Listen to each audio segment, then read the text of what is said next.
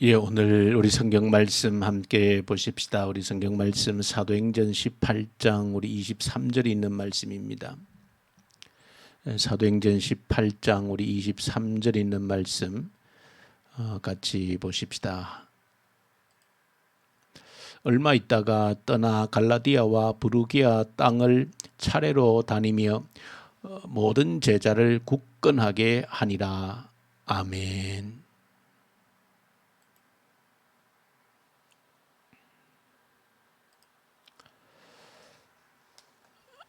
예, 오늘 우리 사도행전 우리 말씀을 계속해서 우리 묵상하면서 오늘도 고난주간 우리 지나면서 주시는 말씀을 같이 좀 공부를 하면 좋겠습니다.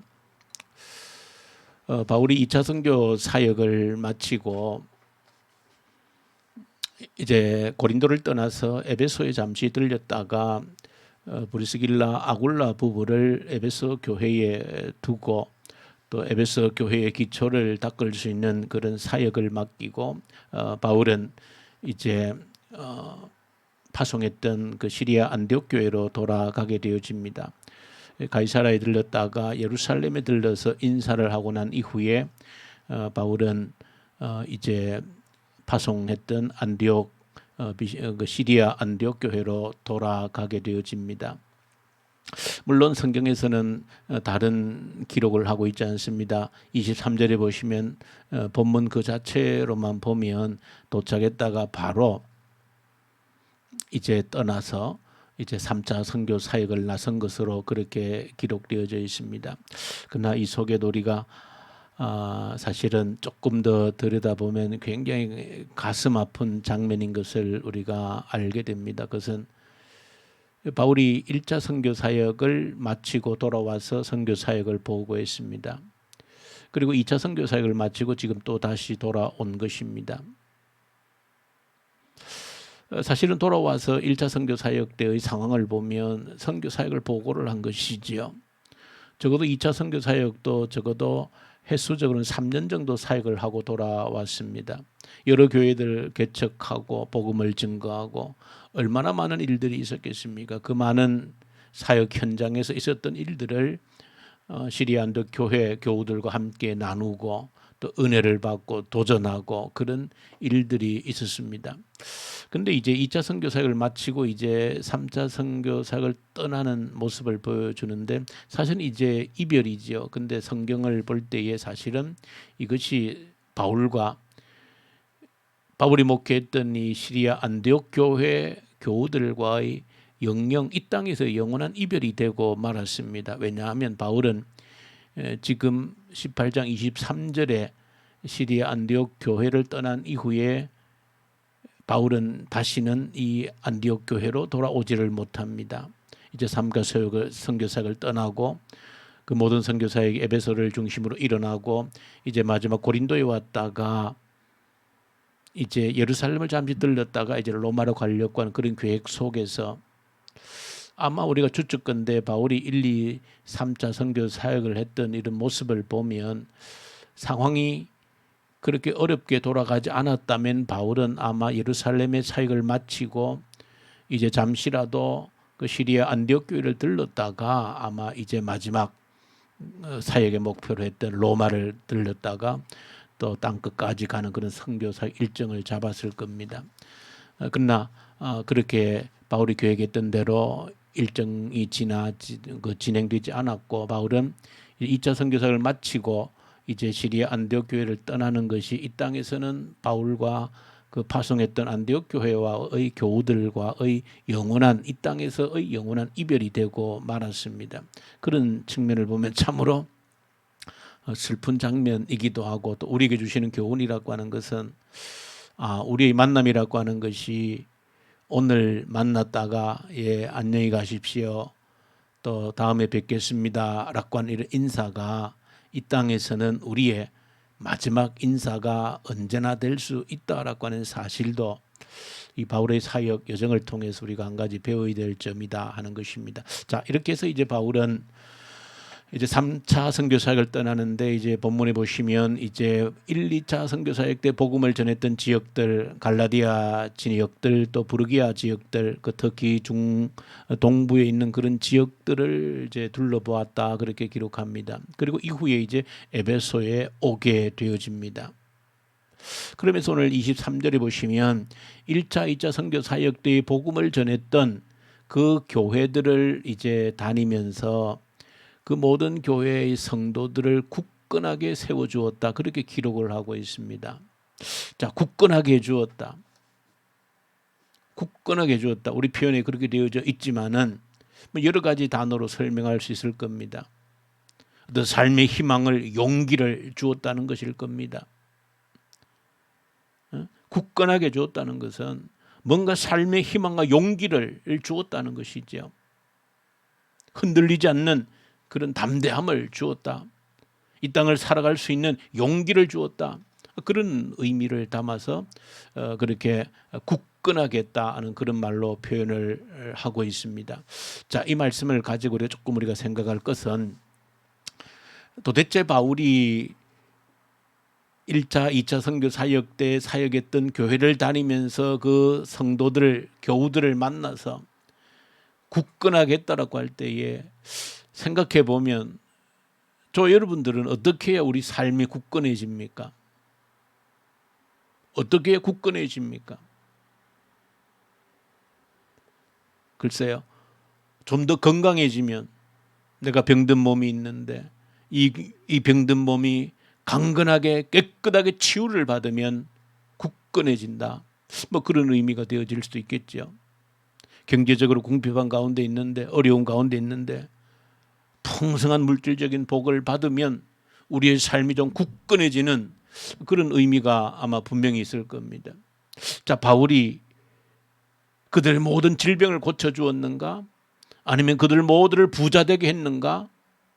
할 때에 그런 것은 아닌 것 같습니다.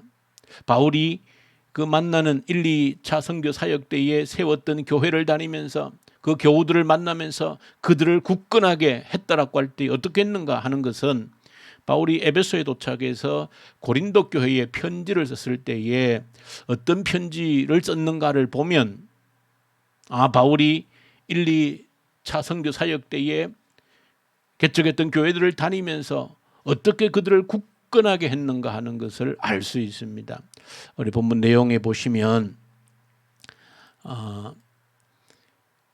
고린도전서 2장 우리 2절에 보시면 이런 내용이 있습니다. 내가 너희 중에서 예수 그리스도와 그의 십자가에 못 박히신 것 외에는 아무것도 알지 아니하기로 작정했다. 그리스도와 그의 십자가에 못 박히신 것 외에는 아무것도 알지 아니하기로 작정했다. 그렇게 말하고 있습니다.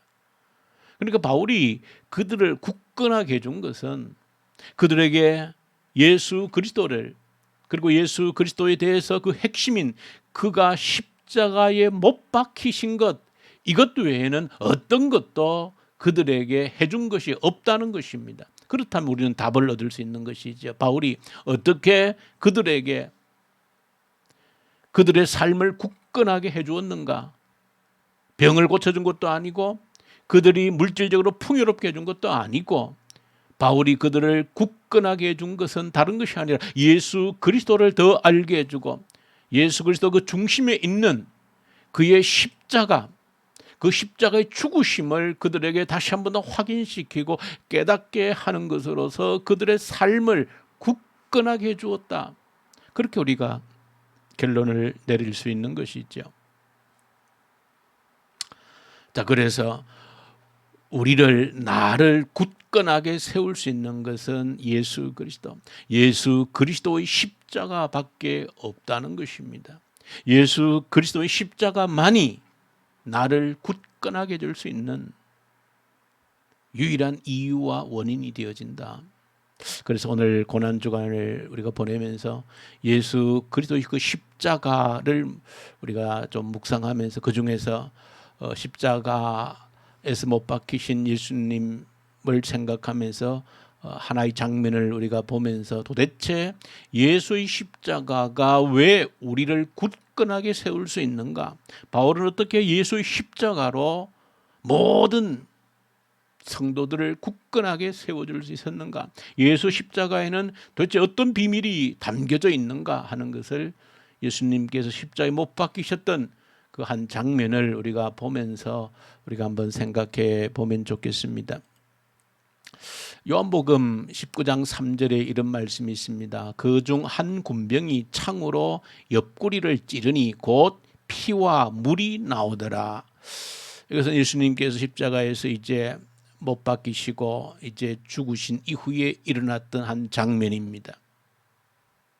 십자가의 의미를 우리에게 아주 잘 드러내주는 본문 말씀입니다.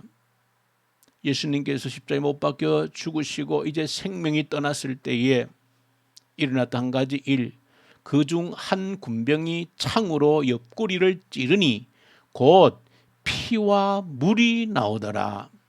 곧이라고 하는 단어는 즉시란 의미입니다. 근데 분명히 피와 물이 나왔다 이렇게 기록한 것은 이 성경 기록자가 아무런 뜻도 의미도 없이 그냥 그렇게 문학적인 표현으로 한 것은 아닙니다. 피가 물이 나왔다라고 하는 것은 분명한 의미를 지니고 있는 것입니다. 그래서 사실은 우리에게 익숙한 것은 예수의 피 흘리심입니다. 근데 그 피 흘리심과 함께 물이 함께 나왔다 그렇게 분명히 기록하고 있습니다. 그래서 십자가상에서 예수님께서 흘리신 피 그리고 이 물이라고 하는 것이 십자가를 통해서 우리에게 주시는 의미가 무엇인가 하는 것을 조금 우리가 들여다보고 우리에게 주시는 도전을 받으면 좋겠습니다. 조금 우리가 어려운 단어를 한 가지 좀 배우고 싶은데 뭐 어려운 것은 아니고 우리가 알고 있는 가장 중요한 기본적인 우리 신앙의 교리, 요체를 표현하는 단어입니다. 조금 우리가 교리적인 공부가 되겠는데 우리가 이제 위치적 성화라는 말을 우리가 씁니다. 위치적인 성화. 위치적인 성화라고 하는 것은 우리를 위해 이루신 그리스도의 사역을 통해 이루어진다. 우리를 위해 이루신 그리스도의 사역을 통해서 이루어진 것이다. 위치적인 사역이다. 위치적 성화다. 좀 어려운 말로 그렇게 표현합니다. 위치란 말을 굳이 쓴 것은 자리가 바뀌었다는 것입니다. 어떤 자리? 죄인의 자리에서 의인의 자리로 바뀌었다는 것입니다. 그것은 예수께서 우리를 위해 하신 일로서 이루어진 일입니다. 우리가 쉽게 흔히 고백하는 대로 예수를 믿음으로 우리가 구원을 받았다. 의롭게 되어졌다. 뭐 그런 의미의 1단계 의미가 되어집니다. 그래서 위치적인 성화라는 말을 우리가 하나 기억해 두고 여기와 또 우리 같이 쓸 수 있는 단어로서 점진적인 성화라는 말을 우리가 씁니다. 이 점진적인 성화라는 말 오늘 우리가 초점을 가지고 우리가 보려고 하는 단어인데 점진적인 성화라고 하는 것은 우리 안에서 이루시는 그리스도의 사역을 통해 이루어진다. 그러니까 위치적인 성화는 우리를 위해 이루신 그리스도의 사역을 통해서 이루어지는 것이고 점진적인 성화라고 하는 것은 우리 안에서 이루시는 그리스도의 사역을 통해서 이루어지는 것이다. 조금 비슷한 것 같지만 차이가 있는 겁니다. 우리를 위해 이루신 그리스도의 사역, 우리 안에서 이루시는 그리스도의 사역, 우리를 위해 이루신 그리스도의 사역은 이 위치적인 성화를 의미하고 우리 안에서 이루신 그리스도의 사역은 점진적인 성화를 의미한다. 조금 새롭게 여러분들이 전달하는 새로운 개념일 수 있지만은 우리가 꼭 기억해야 될 우리 신앙의 아주 중요한 내용입니다. 자, 조금 더 설명을 첨가하면 우리가 히브리서 9장 22절에 보시면 피 흘림이 없은즉 사함이 없다 그렇게 말합니다. 피 흘림이 없은 사함이 사실 이것은 우리에겐 사실은 너무나도 뭐 교회를 다닌 그리스도인들에겐 익숙한 것이죠. 피가 없이는 사함이 없다는 것이죠. 모든 죄 용서에는 피 흘림이 있는 겁니다. 그 예수의 피 흘림에 이르기까지 어디서부터 사실은 성경에는 구약성은 계속해서 피가 흐르지요. 그런데 그 피가 어디에서 예수의 십자가에서 멈추는 겁니다. 완성이 되어지는 겁니다. 모든 피 흘림의 완성이 이루어지는 것이 예수의 십자가에서 일어납니다. 언제부터 사실은 성경에서 추적해 보면 피가 언제부터 흘렀는가? 피가 언제부터 흘렀는가 할 때 성경을 볼 때에 제일 그 흔적으로서 찾을 수 있는 것은 에덴 동산에서 아담과 하와가 범죄하고 자기들의 벌거벗은 수치를 느꼈을 때에 하나님이 그들을 위해서 가죽옷을 지어서 입히셨다, 그렇게 기록합니다. 사실은 그 당시에 가죽을 얻으려면 짐승을 잡아서 피를 흘려야 되는 것이죠. 그래서 우리는 그 가죽옷을 입힌 것에서 피의 흔적을 최초로 발견하게 되어지는 겁니다. 우리의 부끄러움이 가려지려면, 우리의 죄가 가리워지려면 반드시 피가 필요하다는 것입니다. 누가 대신 생명을 바쳐야 되는 겁니다. 누가 대신해서 생명을 바쳐야만이 내 죄가 해결되어지는 것이지요. 나의 부끄러움이 가려지는 겁니다. 그래서 에덴 동산 가장 먼저 이 가죽옷을 하나님께서 지어 입히는 것으로부터 피 흘림이 시작되어집니다. 그래서 구약성에 끊임없이 피 흘림이 이어지는 것이죠. 피를 흘림으로 죄가 용서받는, 우리의 부끄러움이 가려지는 일들이 하나님 명하신 그 율법의 제사 제도를 통하여서 계속해서 이어지는 것이죠. 그 피 흘림이 어디에 와서 십자가 예수 그리스도에게로 와서 끝이 나는 겁니다. 완성이 되어지는 겁니다. 더 이상 이제 피 흘림이 필요 없는, 왜? 예수 그리스도께서 온전한 대제사장이 되시고 제물이 되셔서 자신을 드렸기 때문에 에덴 동산에서부터 흘렀던 그 피는 언제 와서 예수 그리스도에게 와서 완성이 되고 멈추어졌다는 것입니다. 자, 이렇게 피라고 하는 것은 구약 성경을 통해서 끊임없이 우리에게 강조되어져 있어서 우리에게 굉장히 익숙한 내용입니다. 그 피 흘림을 통하여서 사실은 신학적으로, 우리 교리적으로 정확히 들여다보면 우리의 위치적인 성화가 일어났다, 자리가 옮겨졌다는 것이죠. 죄인의 자리에서 의인의 자리로 순간 이동을 한 것입니다. 이것을 가지고 그리스도께서 우리를 위한 사역이다, 그렇게 표현하는 겁니다. 조금 구분해서 구분해야 될 이유가 있기 때문에 이렇게 구별을 하는 겁니다. 자, 그러면 이제 물에 대해서 조금 우리가 살펴보면 요한복음 4장 14절에 물에 대한 의미를 여러 가지로 설명하는데 이렇게 말합니다. 나의 주는 물은, 예수님께서 지금 이 말씀한 그 사마리아 수가성에서 그 여인에게 하는 말입니다. 나의 주는 물은, 내가 주는 물은 그 말이죠. 그 속에서 영생하도록 솟아나는 샘물이 되리라. 이 물이라고 하는 것은 예수님께서 내가 주는 물은 영생하도록 솟아나는 샘물이 될 것이다. 예수님께서 물에 대한 해석을 해주신 겁니다. 내가 주는 물은 영생하도록 솟아나는 샘물이 되리라. 그러니까 내가 주는 물이라고 하는 이 말이 결국은 십자가에서 예수님께 죽으시고 그 군병이 허리에 창으로 찔렸을 때에 피와 물을 흘렸다라고 할 때 그 물을 의미하는 것이죠. 그 물은 그냥 물이 아닌 것이죠. 그 피가 우리의 죄를 대신하는, 근본적인 우리 죄의 용서를 주는, 위치를 옮기는, 죄인의 자리에서 의인의 자리로 옮겨지는 피가 그 역할을 했다라고 하면, 물이라고 하는 것은 영생하도록 솟아나는 샘물이 될 것이다. 우리 속에서 그리스도께서 일하시는 사역으로 나타나는 것이라는 겁니다.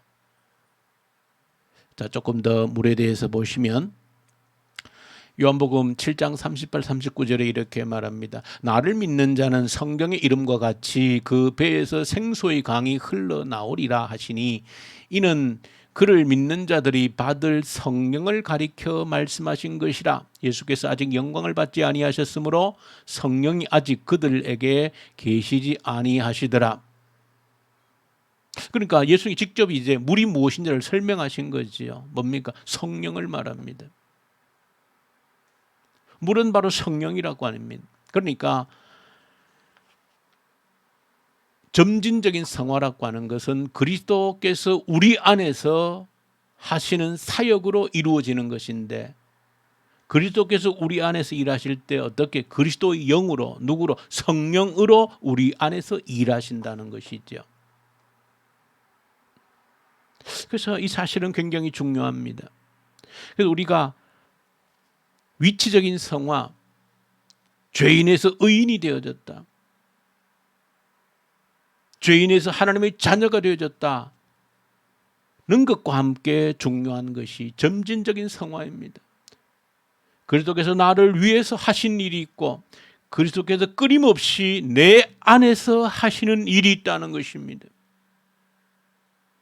십자가의 죽으심은 그 두 가지가 동시에 의미가 있다는 것을 그 십자가의 죽음에서 즉시로 물과 피를 쏟으셨다는 것으로 우리에게 확인시켜주는 중요한 내용입니다.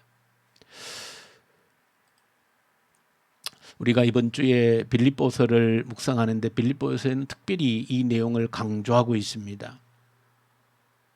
이 내용을 강조하고 있습니다. 우리가 2장 12절을 우리가 묵상했지요. 그러므로 나의 사랑하는 자들아, 너희가 나 있을 때뿐 아니라 더욱 지금 나 없을 때에도 항상 복종하여 두렵고 떨림으로 너희 구원을 이루라. 이것이 사실은 우리가 조금 어렵게 받아들일 수 있고 좀 오해를 할 수 있는 구절이지. 내가 구원 받았는데 구원을 이루라? 아직도 내가 구원을 받지 못했는가? 구원을 이루지 못했는가? 그렇게 의아해할 수 있습니다. 바로 이 빌립보서 2장 12절의 이 말씀이 바로 점진적 성화를 의미하는 겁니다. 점진적 성화를 의미하는 것입니다. 예수 그리스도께서 내 안에서 끊임없이 일하시는 사역으로 우리의 구원이 완성되어져 간다는 것입니다.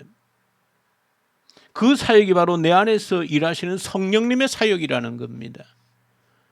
그러니까 십자가에서 예수님께서 피를 흘리셨을 뿐 아니라 물을 쏟으신 것은 우리 안에서 일하실 성령님의 사역을 의미한다는 것입니다. 그것은 바로 점진적인 성화가 우리 안에서 일어나야 된다라고 하는 것을 말합니다. 그것은 우리 안에서 끊임없이 일하신다는 겁니다. 그러니까 그냥 버려두시는 분이 아니라는 겁니다.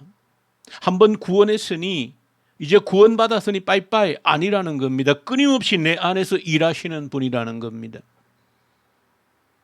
우리 빌립보서 3장에 보시면 십자가의 원수로 행하는 자들이 있다, 그렇게 바울이 강하게 표현합니다. 누가 십자가의 원수입니까?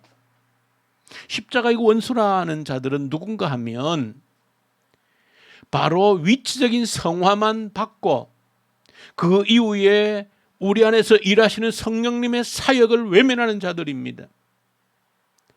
점진적인 성화를 거부하는 자들입니다. 신경을 쓰지 않는 자들입니다. 한번 구원받았다 위치적인 성화가 일어난 것으로 모든 것을 끝난 것으로 살아가는 자들을 향해서 그리스도의 십자가의 원수라 그렇게 표현하는 겁니다. 우리가 공부를 한 것처럼 예수 그리스도의 죽음을 본받는다라고 하는 의미를 우리가 공부를 했지요. 바울은 예수 그리스도의 죽음을 본받는다고 그랬습니다. 이미 예수께서 나를 위해서 죽으셨는데 나는 예수 그리스도의 죽음을 본받는 자가 된다. 그래서 부활에 참여하고 싶다, 그런 표현을 쓰고 있습니다. 진정으로 내가 예수 그리스도의 죽음을 기억한다라고 하는 것은 나도 예수를 본받아 죽음으로써 부활의 기쁨을 맛보는 것이라 그렇게 말씀을 드렸죠. 그것은 바로 우리 안에서 끊임없이 일하시는 성령님을 통하여서 끊임없이 내 삶의 현장에서 예수 그리스도와 함께 내가 죽음으로써 점진적 성화를 이루어가는 것입니다. 점점 부활의 온전한 맛을 맛보아가는 것이죠. 그래서 주님 오실 때에 부활의 온전한 영광에 들어가는 것입니다. 여러분들이 이것은 너무나도 중요한 내용이고 이 사실을 잊으면 이단의 미혹을 받고 이단의 쏙힘을 받을 수 있습니다. 이 구원이라고 하는 의미를 여러분들 정확하게 깨달으셔야 되는 겁니다. 우리의 신앙을 바라볼 때도 십자가의 원수라고 지적되어진 것처럼 이렇게 살아가는 사람들은 너무나도 많이 있습니다. 예수를 믿는가? 예, 믿습니다. 구원받았는가? 예, 구원받았습니다. 너무나 쉽게 고백하지만은 그 위치적 성화의 단계에서 점진적 성화로 나아가지 못하는, 매 순간 삶 속에서 내 안에 일하시는 성령님과 함께 일하면서 죄를 이기고 예수 그리스도의 죽음을 본받는 그 삶이 없는 겁니다.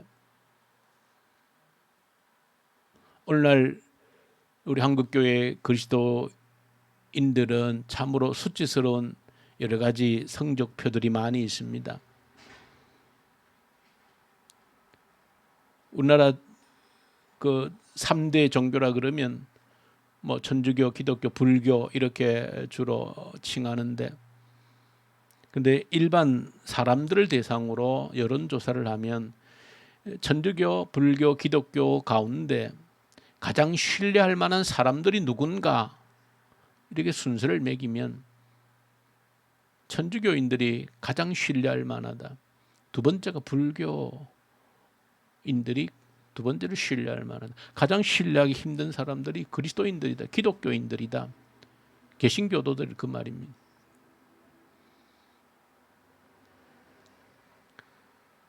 역으로 가장 문제를 많이 일으키는 종교인들이 누군가 할 때 그 1등은 기독교 개신교도들입니다. 왜 이런 불명예스러운 이름들이 우리 그리스도인들에게 붙었는가 하는 것이죠.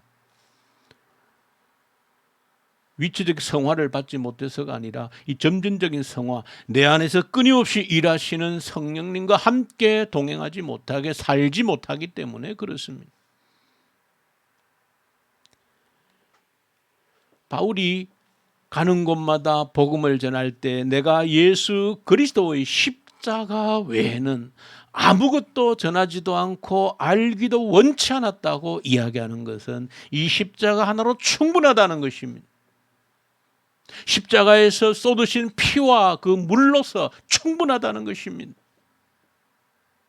예수 그리스도에 쏟으신 그 피로 인해서 우리가 영원한 죄에서 건짐받아 구원을 받고, 그리고 이 땅을 살아가는 동안에 내 안에서 함께 살아 역사하시는 성령님으로 말미암아 내가 무슨 일을 하든지 어떤 일을 하든지 함께 하시는 거룩한 성령의 열매를 맺게 하시는 그 모든 일을 내 안에서 계속해서 함께 하시는 하나님의 영, 성령님이 계신다라고 하는 그것으로 모든 것이 충분하다는 것입니다. 더 이상의 보탤 것도 뺄 것도 없다는 것입니다.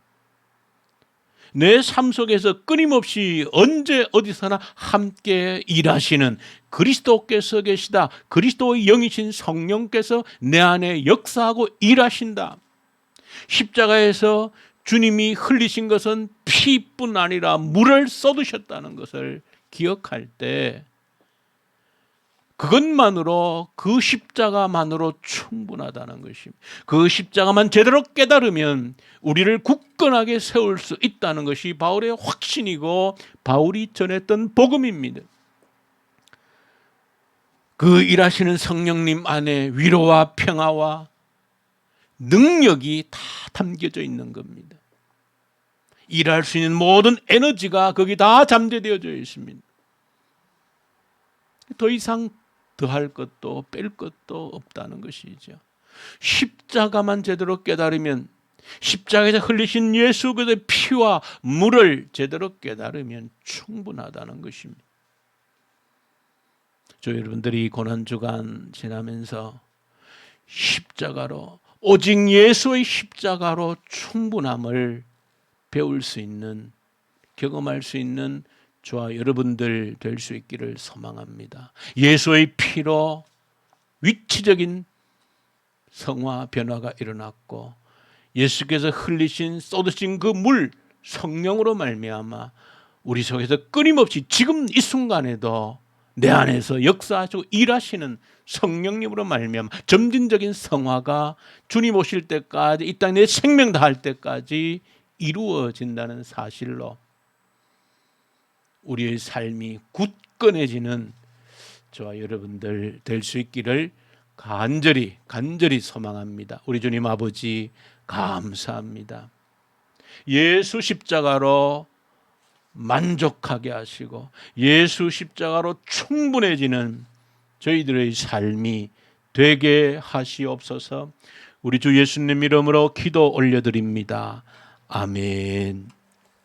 하늘에 계신 우리 아버지, 아버지의 이름을 거룩하게 하시며 아버지의 나라가 오게 하시며 아버지의 뜻이 하늘에서와 같이 땅에서도 이루어지게 하소서.